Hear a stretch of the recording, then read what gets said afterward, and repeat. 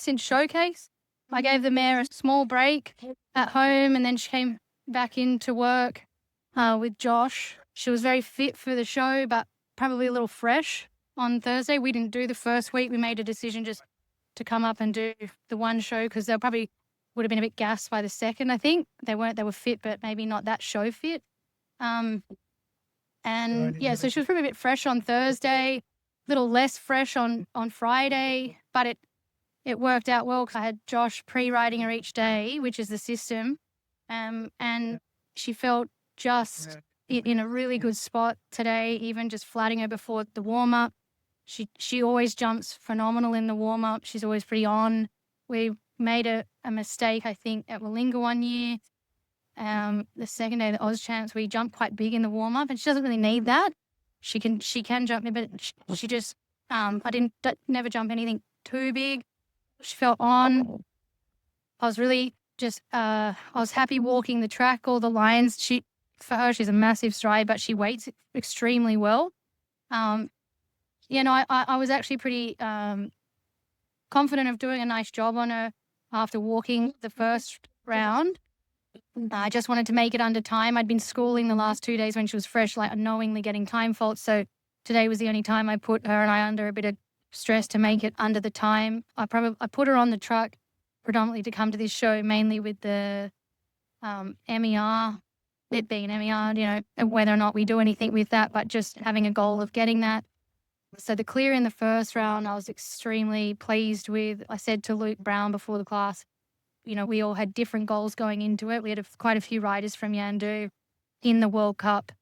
Jessie, Mel, myself, Josh, and Luke doing his first, and we were talking about what our different aims were with the class and goals. And I just said, well, if we put a blanket over, and the common goal has to be walk out not disappointed with our ride or what happened. And I feel like everyone of our team came out of the ring pretty happy with how they went. No one came out disappointed, so that was good. And then the second round, I nearly felt like, do we need to do a second?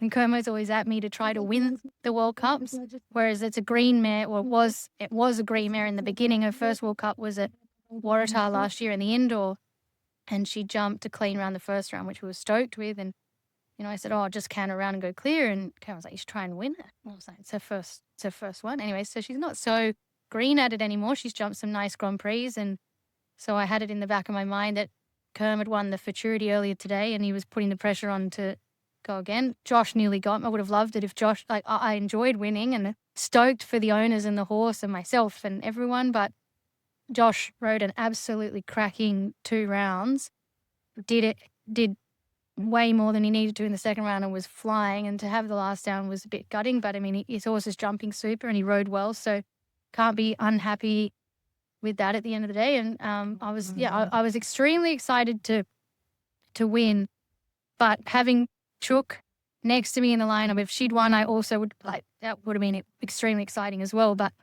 I've ridden my whole career from juniors, young riders, and now in running a business like she does, and we've got kids. I feel like I've lived my whole horse life with Chook by my side, competing and with friends. So for me, that was a pretty special thing. Her and I, 1 and 2. Hopefully she felt the same way if it was, but that was pretty exciting. Edwina here to watch her, and her kids are here. None of my family, but that's okay. Yeah. I'm not sure who was more excited out of the two of you seeing it at the end, I think. Yeah. You're both excited. So when was the last World Cup win for you? It was Sydney Royal, 2009, so 16 years ago.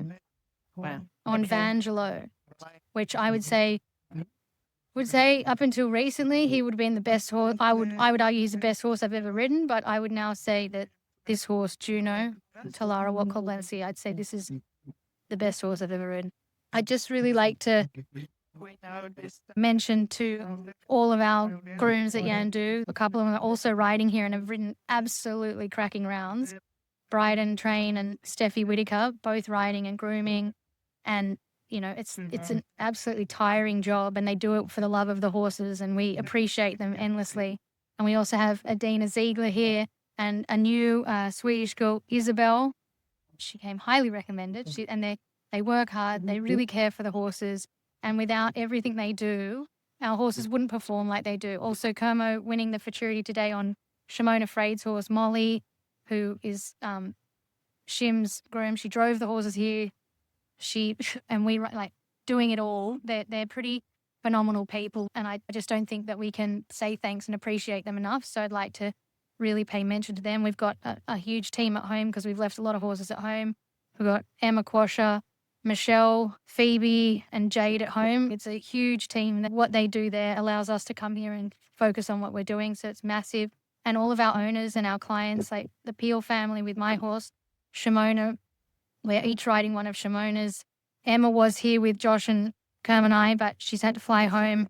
And she's doing some lessons at home, which is cool, and looking after the kids. We've got just the most amazing owners, students, client, like the whole teamwork is the thing that allows us to be our best.